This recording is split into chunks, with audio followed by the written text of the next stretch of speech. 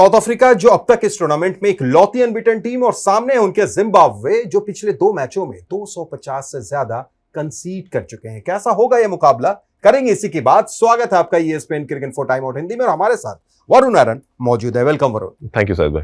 वरुण, इस मुकाबले को अगर देखें तो साउथ अफ्रीका ये चाहेगा कि भाई सेमीफाइनल में तो उनका स्पॉट कंफर्म है, पर नंबर 1 बन के जाए, मतलब इफ एंड बट कुछ ना रहे, 3 मैच 3 जीत सीधे उधर जाए।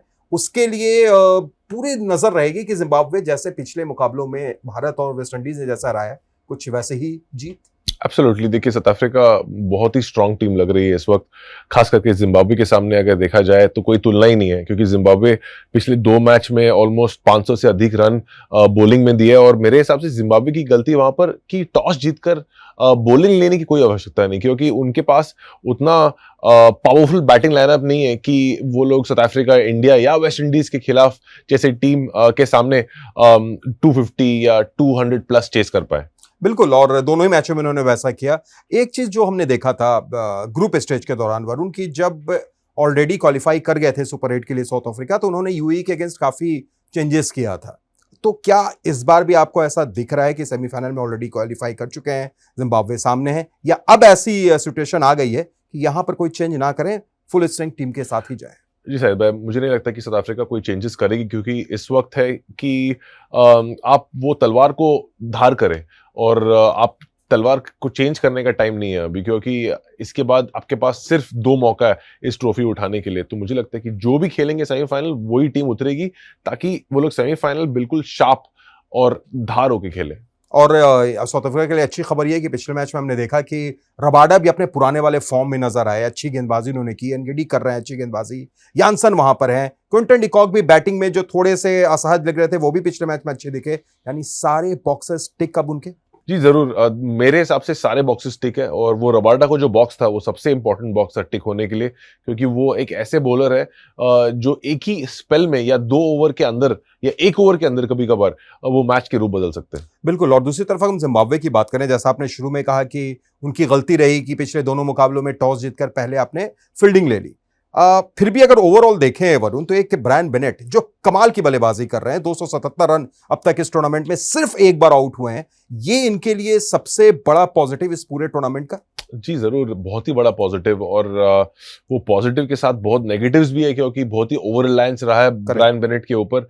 पर अगर ब्रायन बेनेट की बात किया जाए, क्या बैटिंग किया इंडिया के सामने। अगर आप देखेंगे इस गेम से पहले एक हॉक पैकेज देख रहा था मैं, उसमें ब्रायन बेनेट का ऑन द स्टंप्स का स्ट्राइक रेट था 100। अगर आप लेग स्टंप की बात किया जाए तो वहां पर 97 का। पर मुझे लगा गेम से पहले कि बुमराह डेफिनेटली आउट करेंगे ब्रायन बेनेट को, पर कैसे अडेप्ट किया, और एक्चुअली अगर जितने भी आक्रमण किए एक्चुअली बुमराह के खिलाफ किए वो, तो बहुत ही हार्टनिंग साइट है कि एक ऐसे बैट्समैन जिसके अगर आप देखते कंपेयर टू अदर बैट्समैन, उनका लिमिटेशंस है, पर वो लिमिटेशंस को कैसे मैक्सिमाइज करना है वो जानते हैं वो। तो बेहतरीन इनिंग्स, और खास करके अगर आप बुमराह को चौके छक्के के लिए मार सकते हैं इंडिया में, तो उससे बेहतर कुछ नहीं। और इस टीम में शायद बॉलिंग में भी कुछ ऐसी ही चीज है वरुण, यहां पर ओवर डिपेंडेंसी अगर ब्रायन बेनेट पर है, तो बॉलिंग में ब्लेसिंग मुजराबानी वो एकदम एक अलग गेंदबाज दिखते हैं, बाकी उनको जो सपोर्ट मिलना चाहिए, थोड़ा बहुत एवंस जरूर सपोर्ट कर रहे हैं, अनग्राबा ने सारे मुकाबले खेले नहीं है, लेकिन फिर भी ऐसा लगता है कि मुजराबानी पर ज्यादा डिपेंडेंसी।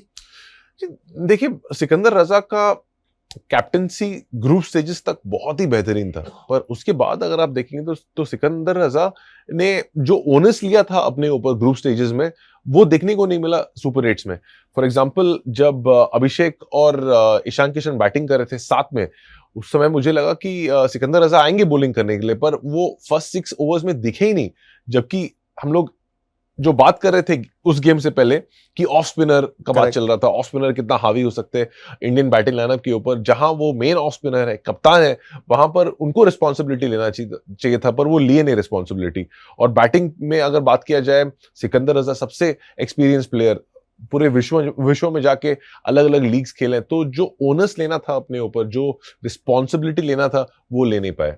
बिल्कुल, तो आखिर में चलते चलते अगर प्रिडिक्शन तो इस मैच में हम नहीं करेंगे, लेकिन ये आपसे जरूर पूछेंगे कि पिछले 2 मुकाबलों में 250 से ज्यादा जो कंसीड किया जिम्बाब्वे ने, अगर पहले बैटिंग फिर आ जाती है साउथ अफ्रीका की, दिल्ली में मुकाबला हो रहा है वरुण, क्या एक और 250 प्लस स्कोर? जी जरूर हो सकता है, 200 प्लस तो जरूर हो सकता है, पर मेरे हिसाब से जिम्बाब्वे को थोड़ा अटैकिंग होना चाहिए। अगर आप इंडिया के खिलाफ जिम्बाब्वे के प्लान्स को अगर आप देखेंगे तो बहुत ही डिफेंसिव, फर्स्ट ओवर से ही स्लोअर डालना चालू कर दिए थे जिम्बाब्वे।